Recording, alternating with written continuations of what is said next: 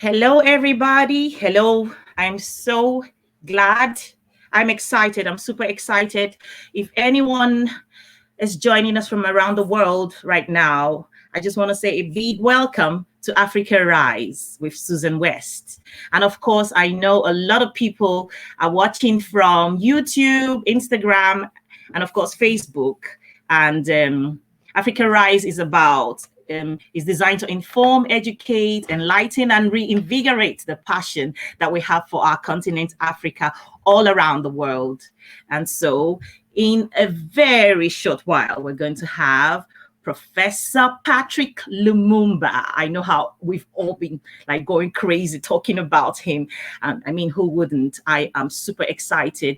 I'm going to be bringing Professor online in a minute.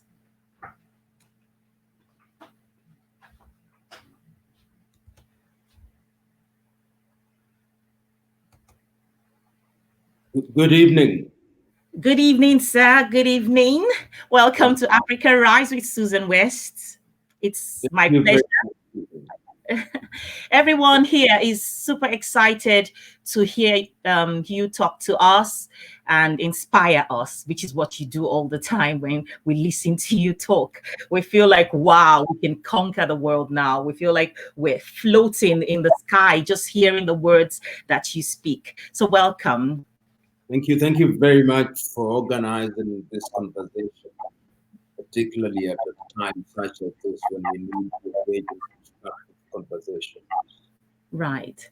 And so, Prof, the topic for today is how we can take advantage of the COVID-19 situation, the pandemic, to how we can take advantage of this time, because it's giving us an opportunity. A lot of Africans around the world, especially on the continent, who have been totally ignorant of a lot of things, have come to the realization of the challenges that face Africa as regards to seeing how we don't have hospitals, we don't have facilities, people are falling sick, there are no equipment to testing, there is no hospital, not a lot of African countries can boast of a good healthcare system that will help the people. And so a lot of people have begun to understand the importance of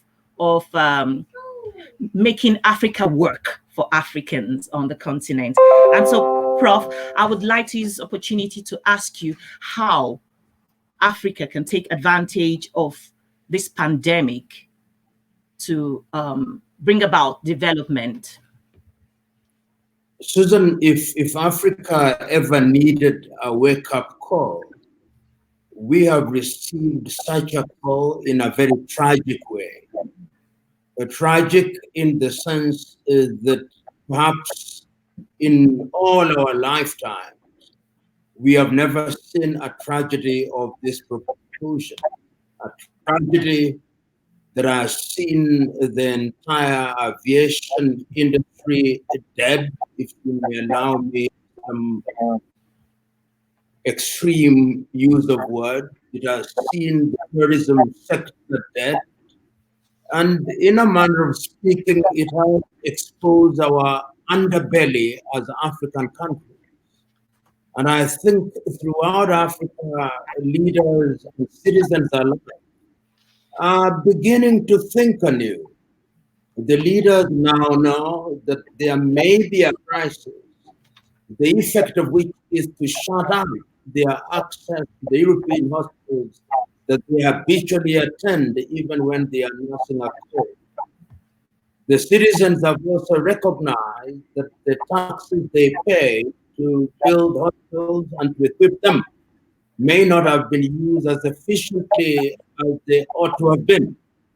The African countries are also recognized that going forward, the more coordinated we are, the better. Because when you see and hear that a foundation initiated and run by one man, Jack, is distributing masks to Ghana, to Kenya, to Ethiopia, to the world, it tells you that there's something wrong. It cannot be right that 1 billion plus of us do not have the ability to make masks. We do not have the ability to make kits that we can use to test various ailments. We do not have the ability to supply ourselves with the very basic things. Yet, in the 1950, when the founding fathers were fighting for us to regain independence, our three identified enemies were disease, ignorance, and poverty. Yet 60 years down the line, we appear not to have gone beyond making baby steps. This has been a wake up call. Tragic in its dimensions, tragic in its enormity, a wake up call. But the question is, will we once again be famous for never missing an opportunity to miss the opportunity? Or this time round, we will seize the opportunity. That is the question. Oh wow. I don't I want I want to be optimistic with the situation Africa finds herself. I want to be optimistic. I know there's a lot of doom and gloom when you tell the African story, but I want to ask you, Professor, what is Africanness and how can it become a driving force to the development of Africa? What is Africanness? I've never had the doubt that we have the ability to do things for ourselves. We come from a tradition where those who had the opportunity to govern us during those very tragic years persuaded us through education that we are incapable of doing even the most mundane of things. But we now know better. And that is why I think that when we talk about Africa, we must talk about her with optimism as our driving force. And when one talks about Africanness, one is saying first that we recognize that there is nothing wrong with us. Number two, we recognize that we have both the natural and human resource to help us achieve what we want. Number three, that we must no longer labor under self-doubt and low self-esteem. And number four, that if we are coordinated in the things we do and stop being confined to the pigeonholes that we call countries, which were created for us by the European powers in 1884, and we coordinate our efforts, then there is no end to what we can do. And when I'm talking about Africans, I'm not only talking about those in the mother continent. Many who are best men and women now migrated to Europe and America. Some of them were taken there, the ancestors were taken to the Caribbean, to the United Kingdom and Europe generally, and to the United States of America, even in Latin America. But there is a reawakening now.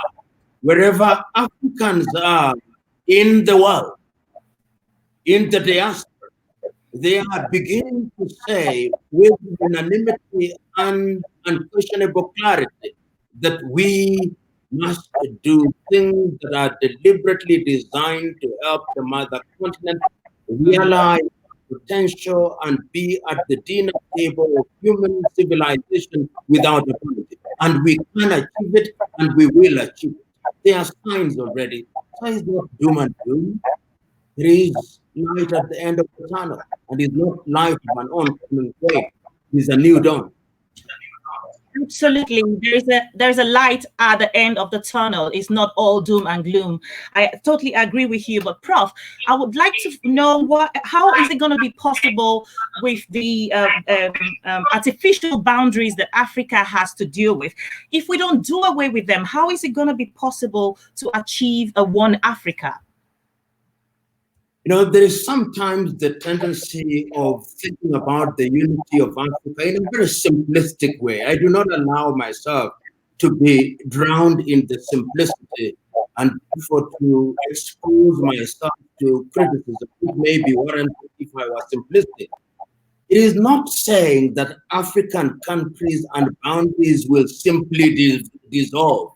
What we are saying is that even if we retain the boundaries that are there, because we think that there will be great disruption, We will retain them merely for purposes of ensuring that governance is devolved and that there is efficiency delivery of services.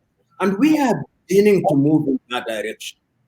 If you look at the constitutive instruments initially of the Organization of African Unity in 2002, those of the African Union, when you look at the treaties that have come into force in Southern Africa, whether it's SADC or East African Community or whatever in West Africa or Central Africa or even the Maghreb, there is a recognition that we must move in the direction of having single currencies initially in the region. We must remove tariff and non-tariff barriers. And with the coming into force of the Africa Continental Free Trade Area, which will begin to operate in Ghana in the month of July, we are beginning to do the critical things, putting down the foundational issues. Allow your men and women to move freely. Ensure that we improve intra-African trade.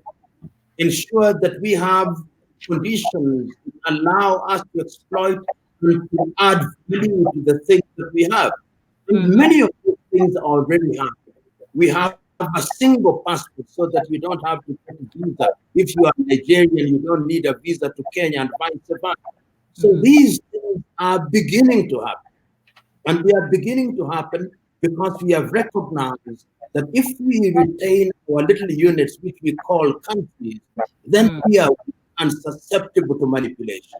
It is not going to be easy. It is not going to be for the faint-hearted, because there are those who are wedded to the little things that they have, those who want to be president, to be big fish in small pond.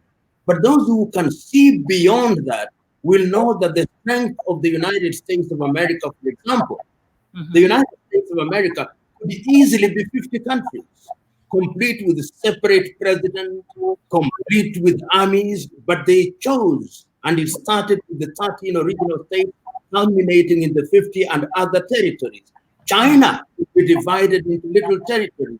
India could be divided into many countries. They are one country with governance that is informed by the reality. That is the kind of Africa that I'm thinking about, united purpose, not administration, but the exercise of power devolved effectively and creatively so that we harness the resources, both human and natural. Absolutely. Thank you so much, Prof. I wanted to ask you, I listened to one of the speeches you made somewhere, and you talked about Africa, if we wanted to come to the dinner table as diners, or we wanted to come to the dinner table as waiters. And that was profound for me. It was profound because there was a certain realization that some of us didn't think about. Like we operate as little units in different small African countries, and then we're invited to have meetings with great powers, and then we almost do not have a voice when things like that happen. And lately there have been a lot of pictures of Africans being molested in Asia, China to be precise, and these Chinese people are all over the continent. You also mentioned about the you talked about the Confucianists. I can't remember exactly, something to do with the Confucius Institute. These Chinese are all over Africa. They're teaching Africans their language. They're bringing their culture into Africa. Yet there is evidence that these are not people that have regard for us. For instance, there was a video going around with a museum displaying Africans as side by side as wildlives, and this is so demeaning that at a time like this, such a thing is allowed and is not frowned at. Now, my question is, what does Africa stand a chance at this point to reverse the damage that is already done with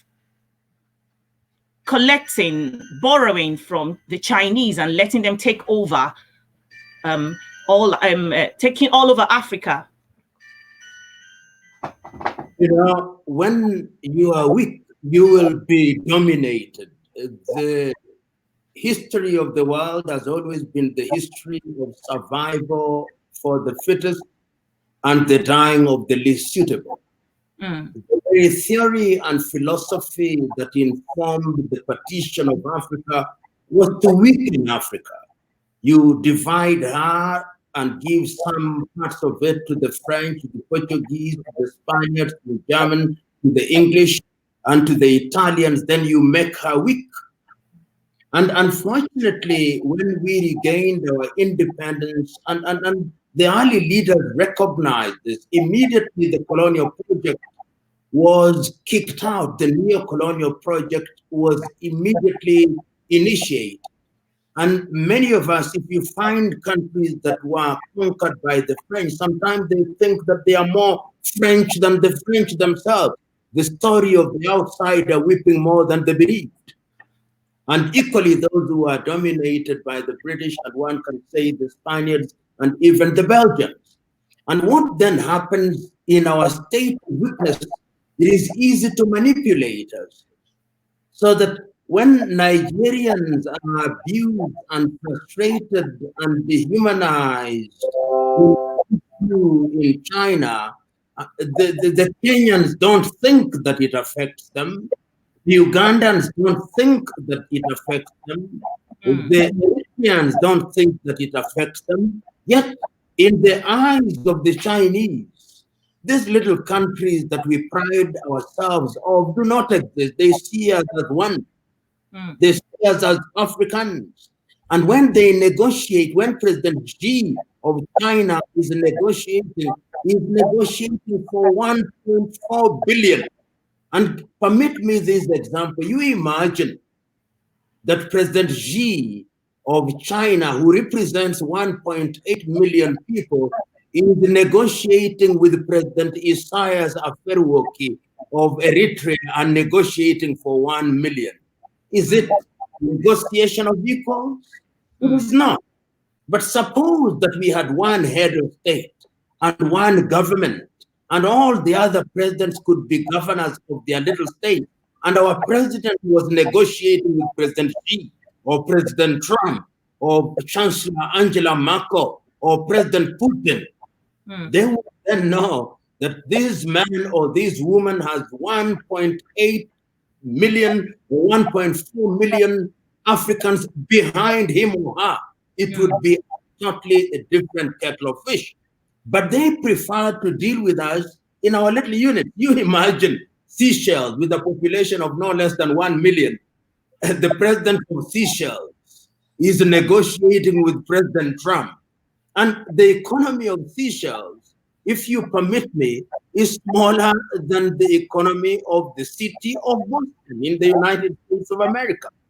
Absolutely. And therefore, they know that when they deal with us in the manner in which they are, we are weak, we are poor, susceptible to manipulation, and therefore, if you give us $60 billion, we think it is a lot of money. It is nothing. If you divide $60 billion, the 54 African countries recognize, how much do they get?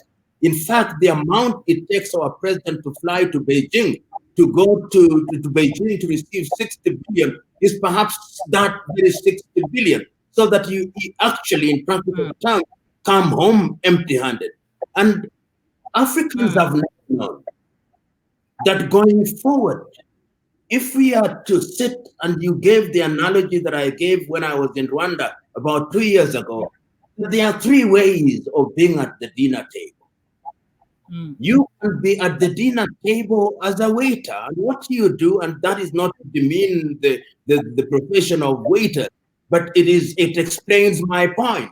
What you do is to find out whether the diners have enough food on their plate, or you can be at the dinner table as the food that which is being consumed, so that at the end of the process, everybody is satisfied, but you have been consumed in the process, or you are at the dinner table as a diner. Throughout history, Africans have always been on the dinner table as food to be consumed. Initially, we were consumed as slaves. Then we were consumed as human beings of a lesser pedigree, then we are consumed as people who can be manipulated as labor. And we are now being consumed as people who are dehumanized. That is why the Chinese can exhibit us along apes and they laugh about it. That is why they think that our tongues are not sophisticated, so that they come to our universities and build Confucius Institute where they are teaching Mandarin, not Yoruba, not Fulfude, not Kiswahili, not Zulu, not Chichewa or Kinyanja or Luganda, but Mandarin. Why? Because they think that culturally they are also superior to us. And the truth is that we are consuming it lock, stock, and barrel. And the Chinese are following a well-beaten path. The Portuguese did it to us. The English did it to us. The French did it to us. The Arabs did it to us. The Spaniards did it to us. The Italian did it to us. Everybody is in the business of doing it to us. And our tragedy is that we don't recognize it. Even when history tells us and sits on our laps and tells us, wake up, wake up. For some reason, we are in a state of intellectual comatose. But this crisis has opened our eyes. That is its beauty, a terrible beauty, as Ali Mazrui would have said.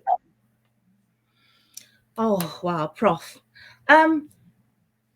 With a situation like this, lately, some African countries have been forgiving their debts by the IMF, and some other African countries are also asking that they be placed in that category of countries that will have debt relief. And from my country in Nigeria, I remember not so long ago we had some kind of debt relief from the IMF, and we're back in the same situation again. And of course, I heard also that we're also borrowing some more money from the IMF. So my question is, with so much money being owed to the Chinese and so much borrowing going on, and of course the money is not judiciously used or judiciously used, is this going to be a situation like the crab in a bowl where he's struggling, he crawls and crawls and crawls, but will never come out? Even though I do not want to necessarily paint a gloom picture, but it seems to me as though that is a situation for Africa. You know, you've given the crab analogy, and I'm not a conspiracy theorist, but history has demonstrated, very recent history has demonstrated, that the modus operandi of the IMF and Bretton Woods institutions, to include the World Bank, is actually designed to keep African countries in a perpetual state of begging. If you look at the 1980s, you give me a little latitude to give a historical foundation. In the 1980s, we had this experiment being conducted in Africa called the structural adjustment programs. That particular program decimated African economies, and we now know. During that very period, African leaders had recognized that our continued relationship with the Bretton Woods institution ought to be redefined. And Africans met in Lagos in 1980 and came up with the Lagos Plan of Action. Indeed, one can say that Agenda 2063 of Africa is a rehash of the Lagos Plan of Action. So what has happened in the recent past is that African countries have been fed with that. And I can't agree more with the learned Zambian lady, Dambisa Moyo. This one says, aid can never be the solution to the African problem. It's like being on weed or cocaine. Once you are hooked, you will always need a new dose. And the supplier of this weed is the International Monetary Fund. Mm. The International Monetary Fund tells us now every other African country is borrowing to deal with COVID. We are getting deeper and deeper into the muck and mire of debt.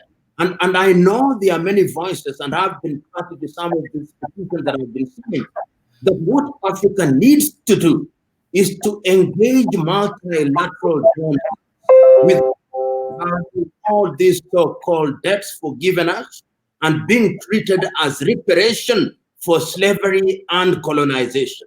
It is something that may sound a little bit irritating, but I think that we ought to take that path. I remember in 1985, Sima Isidore Sankara made the same appeal on the floor of the of Nkrumah Hall in Addis Ababa, Ethiopia. He was ignored.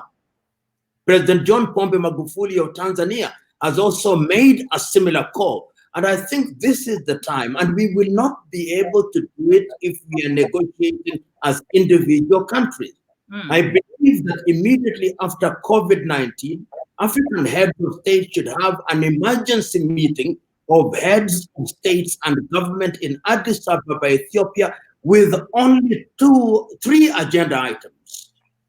Agenda item number one: how do we deal with our economies which are devastated post-corona?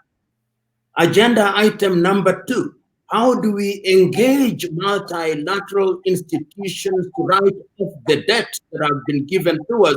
And agenda item number three: how do we use the resources that we'll have saved in that regard to fund our health systems, to fund our education system, to fund our infrastructural projects, to fund research and development, and to ensure that we enhance intra-African trade and to energize the Africa Continental Free Trade Area. I believe that if we take that path, we will be moving in the right direction. And the fourth thing: how do we integrate Africans who are in the diaspora? Because the Africans in the diaspora, I believe the resources that they marshal and control, if it was to be directed to the African continent, let me tell you, it will be more than the Marshall Plan, which was given to European countries after World War II. It only needs to be coordinated, directed, and canalized in a deliberate fashion, and Africa will begin to see the dividends of that in the next 10 years. Thank you, Prof.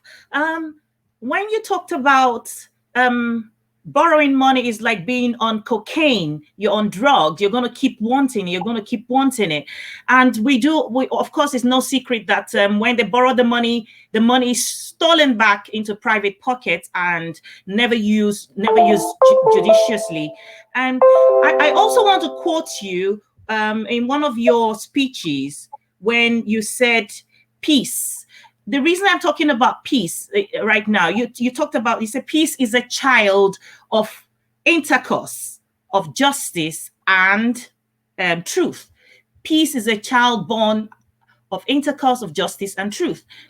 Africa struggles even in herself to find peace. Of course, we understand it's because there is injustice, there is no equity. And so in this, how can we as young people of Africa make the leaders of Africa today to hear our voice, to listen to us, to understand that the power actually lies in us in bringing about the change that Africa so desires? You know, peace is critical to socioeconomic development anywhere in the world. That is why the African leaders, in their wisdom, in my view, declared that the year 2020 will be the year of the silencing of the guns. Because they recognize, and very rightly so, that as long as you have conflict in the entire Sahelian region, if you have conflict in Mauritania, in Mali, in Burkina Faso, in Cameroon, in Chad, in Niger, in the Cameroon, it means that there is no economic activity that will be undertaken in that part of the world. And of course, I excluded northern Nigeria. So that in the entire Sahelian region, you have 300 million people who cannot engage in any productive activity. They cannot engage in agriculture. They cannot engage in mining. They cannot engage in anything that will improve the quality of their lives. You cannot do infrastructure and many other things. And that is why you want to silence the tongues. If there is conflict in Eritrea or in Somalia or instability in parts of Kenya, now we are beginning to see instability in the northern part of Mozambique, then you cannot have socio-economic activities. And Africa is the youngest continent today. And because of this destabilization that we have had in Africa in the last many years, and you'll see it even as I talk about, I even remember that Eastern Congo has not been very stable.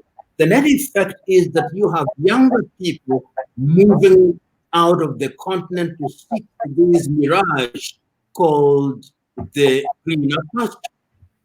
So you are losing some of your good men and women dying in the Mediterranean Sea, and the economic activity is disrupted.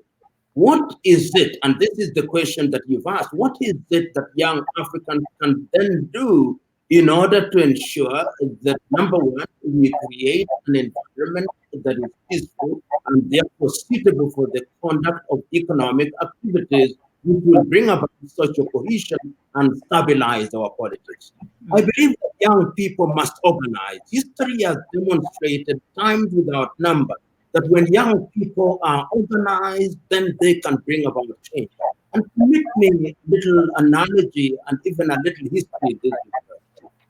If you look at the age of the men and women who fought for the liberation of Africa in the 1950s and 1960s, they were in their 20s and in their 30s.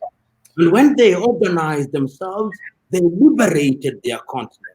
If you look at the history of the civil rights movement in the United States of America, and you look at the ages of some of the people who are in the forefront, like Luther King, Malcolm X, or Ralph Abernathy, or Andrew Young, or Jesse Jackson, or even Muhammad Ali, who, despite being a boxer, was in the forefront, these people were in their 20s. If you look at the history of South Africa and you look at the independence fighters against apartheid, they were young people. It was a young Madikezela Mandela, the woman Albertina Sisulu, Robert Sobukwe, Mandela, Tambo, Cyril Ramaphosa, Zuma, and many others in their 20s. And if you go to the continent of Europe, if you remember the student riots in 1960, it was the young university students who were there and leading the demonstration. If you go to the breakup of the Soviet Union in former Yugoslavia and in Ukraine, Lech Walesa with his Orange movement, it was young people. What is my message, therefore, to young Africans? Organize. Criticism in and of itself, whether it is on Twitter or Instagram or these latter-day media, is not sufficient. Don't agonize. Organize. Identify your agenda. Engage those in political power, not with the arrogance that will inflame their anger, but with the firmness and clarity that will open their eyes and hearts. It can be done, and if it is done consistently, African leaders are now beginning to recognize that you cannot ignore young people. Whether it is in Nigeria or in Ghana, it can be achieved. And the voices are now beginning to converge. And they are beginning to converge in such a powerful way that they cannot be ignored. And I believe that this is the time we can ride on the crest of this crisis. And the beauty of the modern day is that we can now communicate instantaneously through technology. Look at the dividends that we are going to reap from the fourth industrial revolution. We are talking about robotics, Internet of Things. We are able to communicate whilst you are in London, England. If Kwame Nkrumah wanted to communicate with Dauda Kairaba Jawara in Gambia in the 1960s, they had to write letters or write telegrams. Today, it is instantaneous. We are sitting on the cusp of a very great thing. It is how we utilize it to good effect that is important. And very last, this is unique in the history of the world.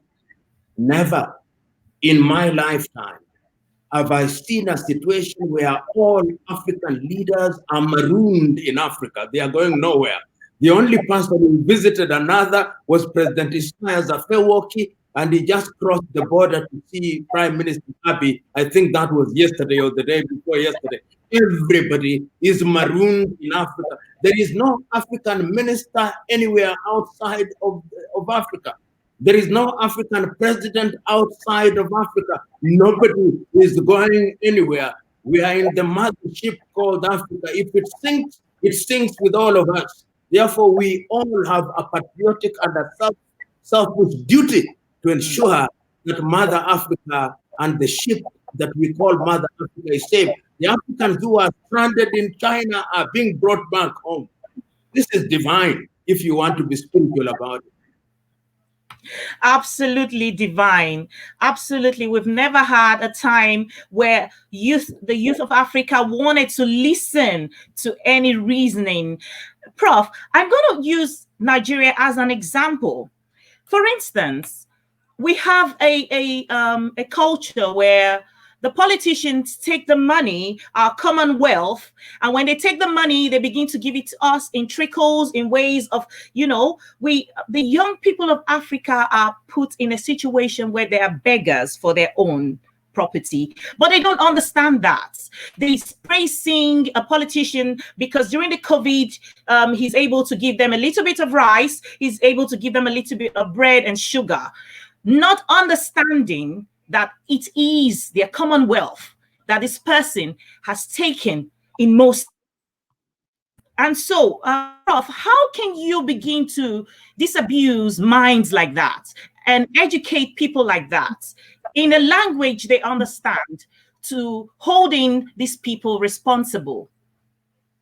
I've been looking at politicians across the continent giving out food, rations of food under the glare of the camera. And I have also been looking at it from a spiritual perspective. And I read the Christian Bible. The Christian Bible says that when you give it in private, that your Father in heaven may know about it, not to please men. The Holy Quran says the same thing. The Hindu Gita says the same thing. Our traditional African religion says the same thing. Because when you give publicly and under the glare of the press, it glorifies the giver and humiliates the receiver. Absolutely. That is why in civilized nations where there are organized governments, it is governments which donate food to people, because government is us and is giving us from our taxes. But the typical African politician sees a crisis as an opportunity of glorifying himself or herself and to humiliate the citizenry. And the mantra of many African leaders is make them poor and buy them cheap. And that is why the scheme in many African countries today is that if you are not a multi-millionaire, you don't even think about politics. Because it is an enterprise whose claim to fame is to give money, doses of it, 50 naira, 100 naira. You move from Port Harcourt to Kaduna, distributing money. You are in Ogun State, you are in Zamfara, you are in Anambra, you are in Jigawa, distributing money in order to be the head of state. It is not a contest of ideas, because true politics is a marketplace of ideas where the electorate, in a very discerning and a very deliberate way, are capable of choosing between competing ideas and are able to say this idea on health, on education, on infrastructure, on research and development is superior to the other. The typical African politician thinks differently. But the population in Africa is now beginning to ask, Is this sustainable? You gave the example of your own country. This money that politicians used to take and keep away is no longer safe. Look at their Abacha loot. It's all coming back to Nigeria because even the safe havens are no longer safe. Look at the James Ibori loot. It is coming back to Nigeria. Look at the Hutu loot.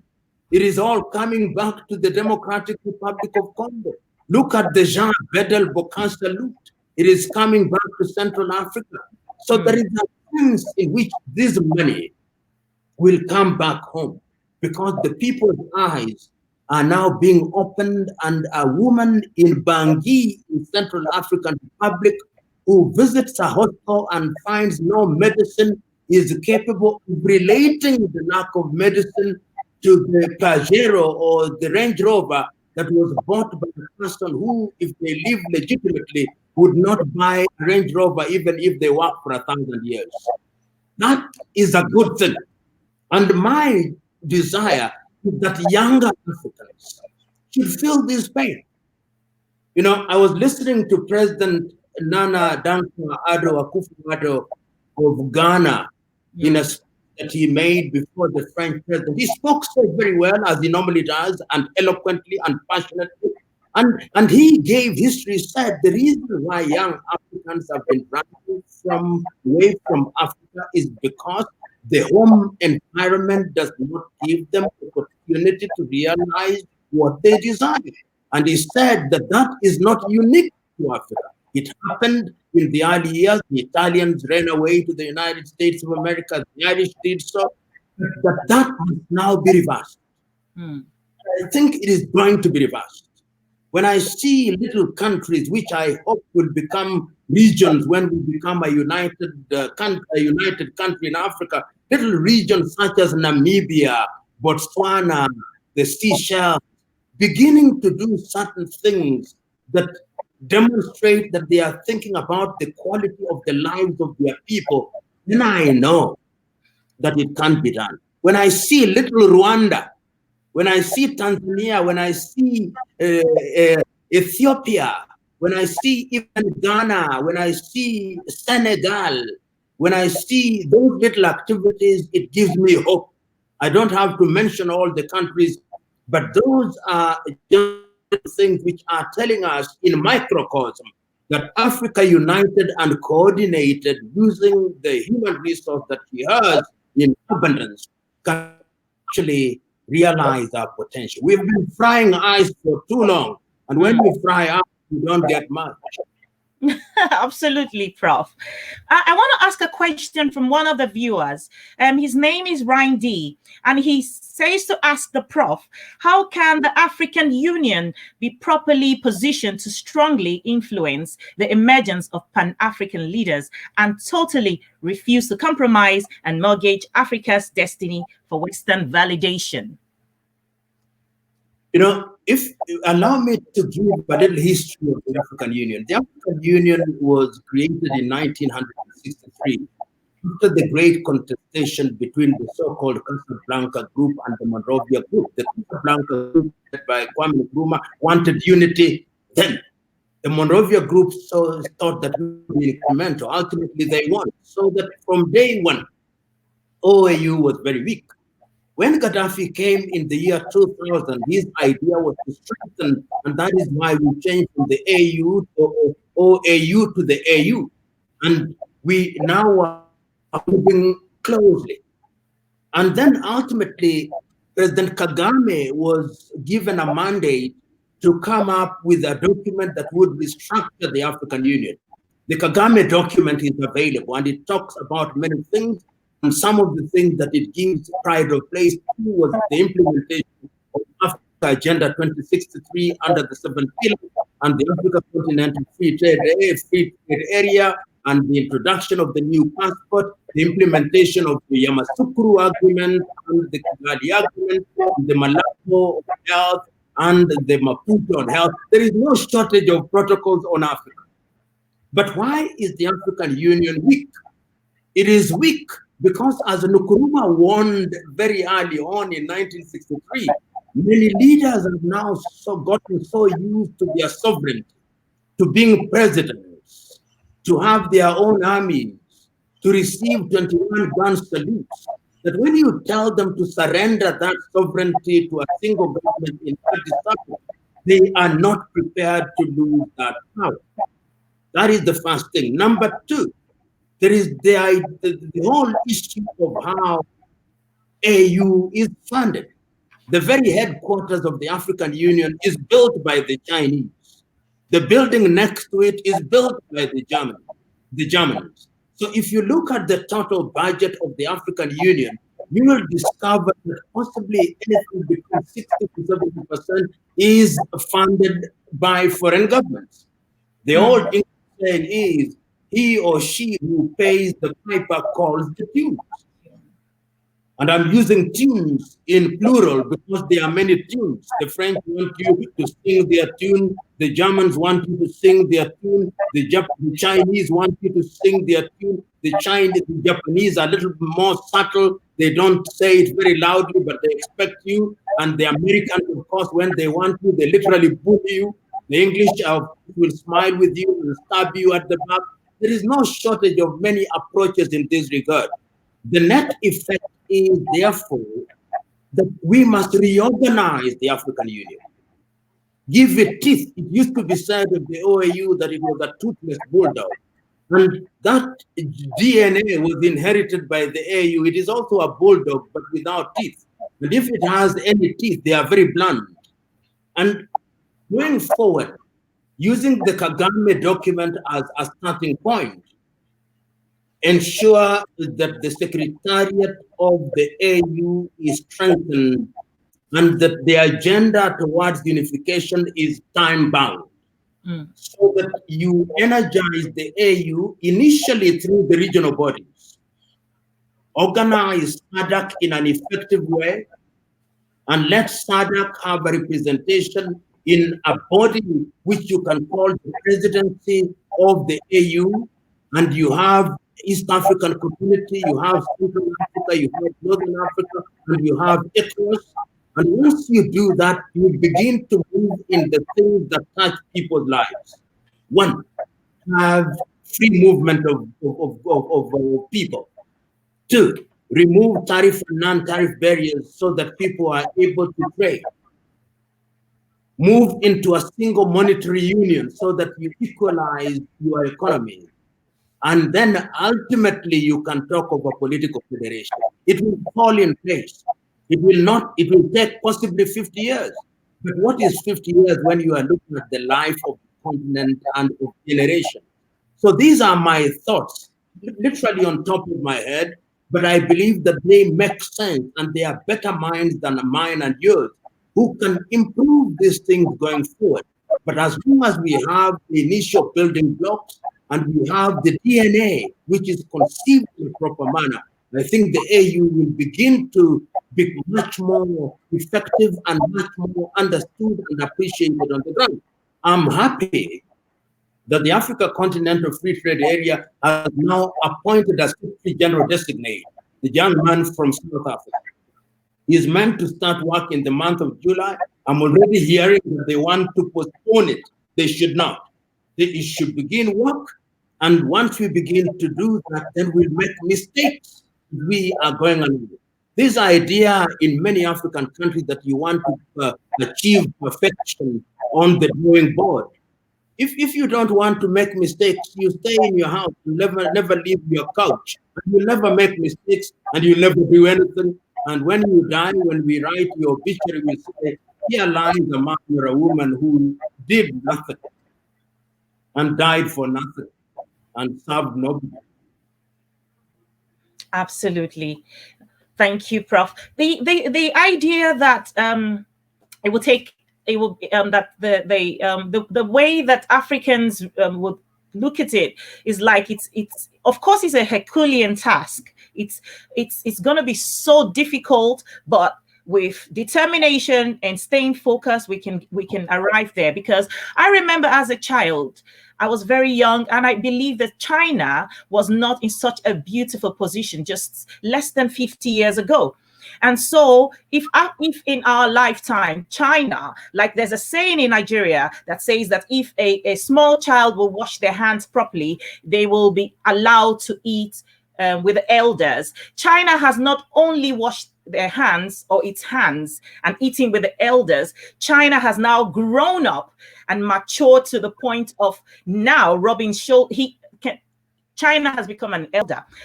And so one of my question would be, in the projecting into the future, if it's possible that there's a one Africa, if it is possible that all the debts are forgiven and we're able to pay or pay back all that we owe these people, and we finally get to that point where Africa have a voice and can now come to the dining table as a diner, not as a waiter or the food to be consumed.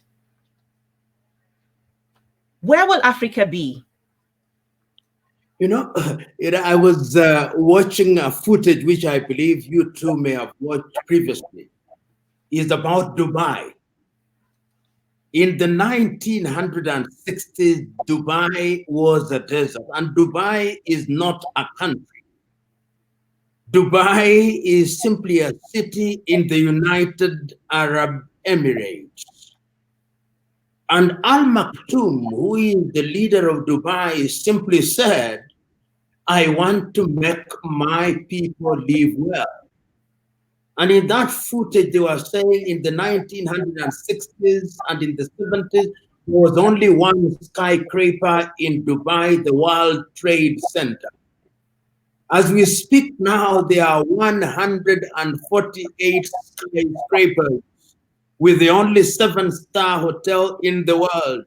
Dubai has become the mecca of every middle class in Africa, Europe. When they wanted this Disneyland to build a Disneyland bigger than the one they have in the United States, they refused. They built what is called Dubai Land, the biggest in the world. Looks mundane, but it helps me to explain the point that it is achievable. When you think about it, you work at it. Look at China. In my lifetime, anything Chinese was considered inferior. Today, China is the factory of the world.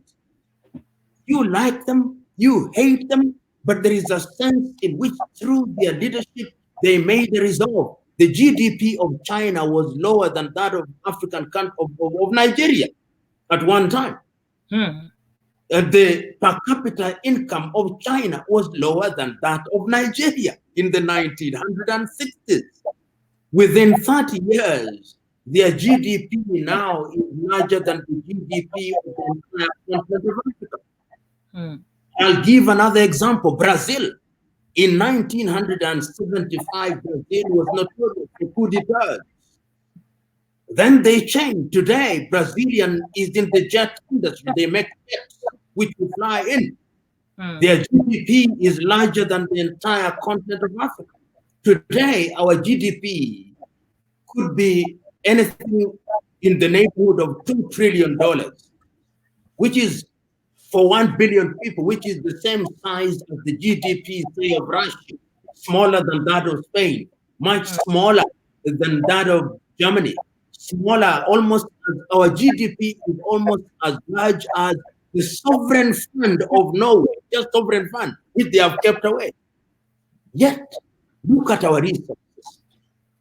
The Democratic Republic of Congo alone, if we were to work on the Inga Dam, and that would be done within 5 years, that would give power to the rest, to Southern Africa, and to the whole of Eastern Africa, and to the whole of Central Africa. Namibia can generate enough solar power to power the entire Northern Africa. And that is before you include Morocco and Sahrawi and Mauritania. So my own view is, if you look at the resources that we have within our countries, look at cotton, rare earth, which is an essential ingredient in every mobile phone. There is the lady called Irene Sun, who has written a book, he says that Africa is the next factory of the world. We have a young population. We have natural resources. We have a good population of young men and women who have been educated both within the continent and in the diaspora. All these factors combined tells you if we were to say that in 20 years, and that is actually the foundation stone upon which Africa Agenda 2063 is built. Africa Agenda 2063, which borrowed very heavily from the 1980s Lagos Plan of Action, is that Africa will become a middle-level economy by the year 2063. It is achievable in every sector. Look at the aviation industry now. If we simply said in aviation, let us choose countries to lead in particular areas. Let us choose South Africa to lead us in the development of nuclear energy. Let us choose Mozambique and Tanzania to lead us in the provision of natural gas.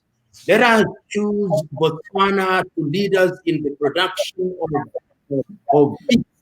Let us take Angola, Equatorial Guinea, and Gabon, and let us take the Democratic Republic of Congo to provide leadership. And Nigeria, with our human resource, should stop relying on oil and go into agriculture and into innovation.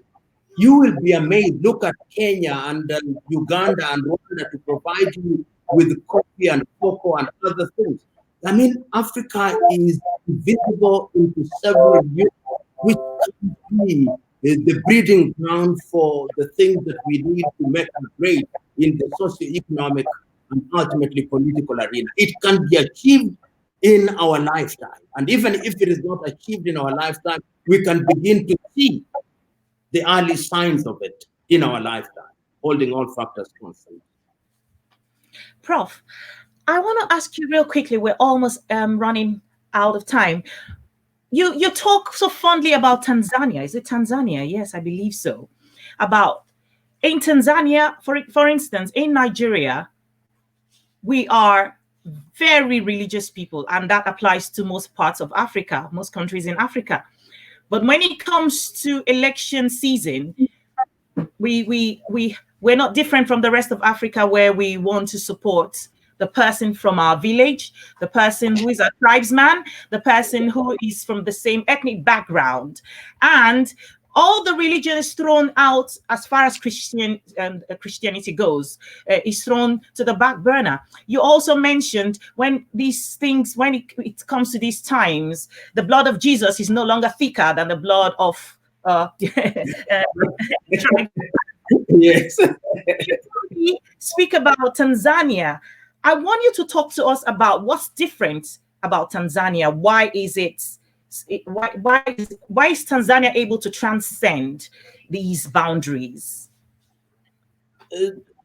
I talk about Tanzania very fondly because in my younger day I had the occasion to work as an intern with the late Mwalimu Julius Kambarage Nyerere.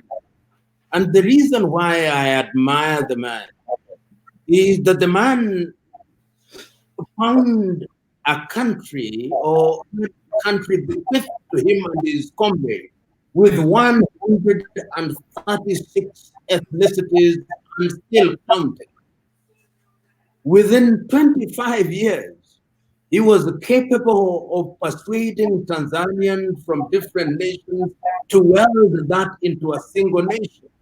So that when Tanzanians are engaged in politics, they're not thinking about whether you are Mnyamwezi or Mzaramu or Mnyakyusa. They are thinking about Tanzania. So that when you talk about a political party in Tanzania, you say Chama cha Mapinduzi. You can call it a political party because it has ideological anchors. When you talk about Chama cha Demokrasia na Maendeleo, Chadema, it is a political party. When you talk about CCUF, it is a political party. You cannot say that about my country, Kenya, where politics is conducted on the basis of ethnicity. You cannot say that about your country, Nigeria, even in the early foundation. If you are Igbo in the early days, you are either affiliated to a Awolowo or Akintola. And if you are Yoruba, if you are Igbo, you're either associated with Zambia, Kitwe. If you are from Hausa, up in the north, it was the Sodana of Sokoto, Tafawa Balewa, and that history has remained. So Tanzania teaches us, this is what is significant, that our diversity is our strength. And that when we look at our diversity as an asset, it will unite us rather than divide us. We can celebrate our cultural differences, yet it is the glue that puts us together. That is what makes me happy about Tanzania. They have come up and made Kiswahili, which I hope and look forward to being the lingua franca of Africa, that country, whether you are down in Mtwara or in Mwanza or in Musoma or in Kigoma or in Namanga, you speak in Kiswahili, the unifying language. When I talk about Tanzania so very fondly, it's because I have a reason. And one can go on and on.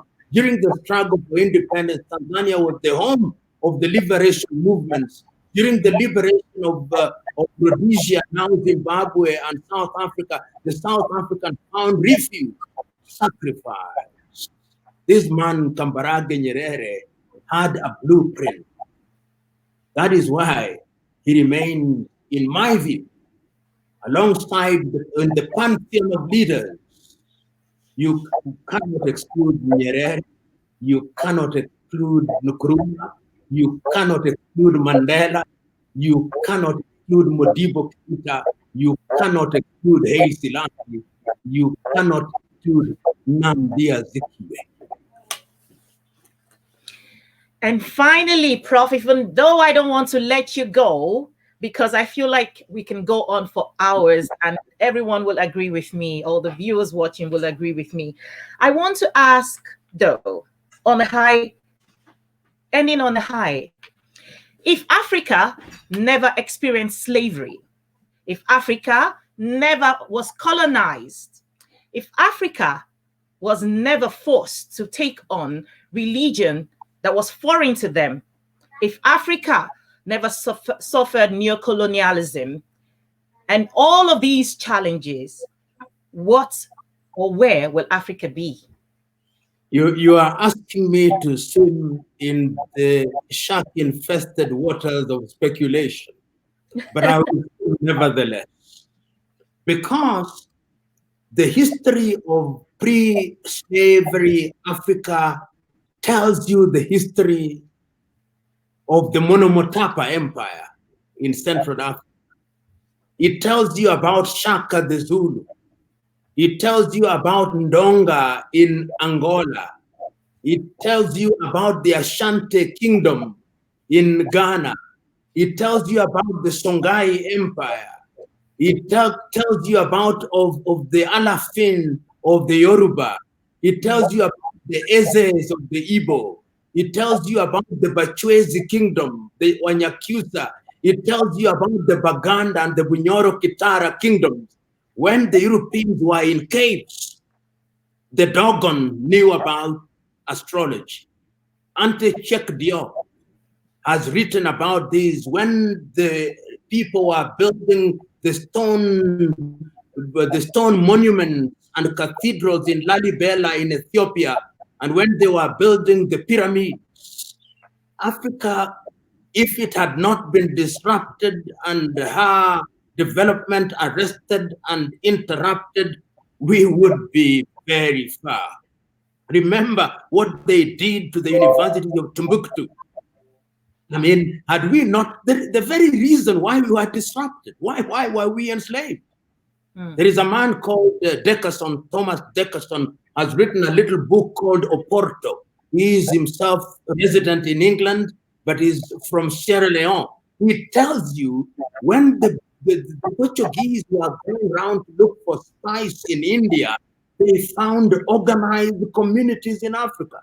In a nutshell, had we not been disrupted, we would be very far. And I want to conclude this.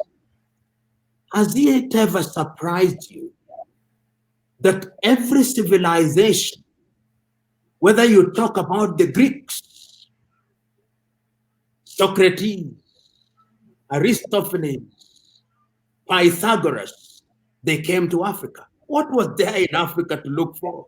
Has it ever surprised you that even when God called Abraham from Ur of the Chaldeans, before he went to Canaan, he came to Africa? Has it ever surprised you that Moses came to Africa? Has it ever surprised you that Jesus himself came to Africa? Has it ever surprised you that Muhammad was given refuge in Ethiopia? What was it and what is it? It is in Africa where before men and women go into the world to begin to conquer worlds, they must have a pilgrimage in Africa. This is the mother continent, but we were really interrupted. But this is not time for sorrows and lamentation. This is not time to agonize. This is time to organize. And young African, we can do it. We must do it. And if we do it, we can achieve what we desire. Thank you very much, Prof. This is not the time to agonize, but the time to organize. Enough of complaining. This is a time where our voices are stronger together. And on that note, I will say a very big thank you, Professor Lumumba. You have our day. Be blessed. I'm reminded that today is Mother's Day, although I think every day is Mother's Day. Oh. But European companies create certain days to sell cards. So happy Mother's Day. But remember, every day is Mother's Day. Absolutely. Thank you so much. Thank you very much. I cannot thank you enough. God bless you. Thank you. Yes. And so for our viewers, you've heard from Professor Lumumba. I mean, how better could he have put whatever that he has said to us today? It is time to organize. Enough of agonizing and complaining. It is time to inform, to educate ourselves, not just on social media, talking to ourselves in language that we understand, and allowing ourselves to enjoy a little bit of, give ourselves a more self-esteem, talk to ourselves, because if we don't value ourselves, we cannot value other people. So when we begin to value ourselves and begin to make ourselves understand that we're worth all these things. We're worth all these things, and we are not supposed to come to the dining table as waiters only or as food to be devoured, but as diners. And on that note, stick to this channel. Next week, Sunday, I will be introducing my guests very soon, as I've done before this broadcast started. And thank you everyone who have participated, who have shared this broadcast. I do appreciate. Sorry that I couldn't take all your questions, because I myself was worried about asking the prof so many questions. I wanted him to keep talking. But next time, I would advise that you send in your questions ahead of time, because I might miss some of your questions as you send them in during the broadcast. And on that note, I will say goodbye and God bless you.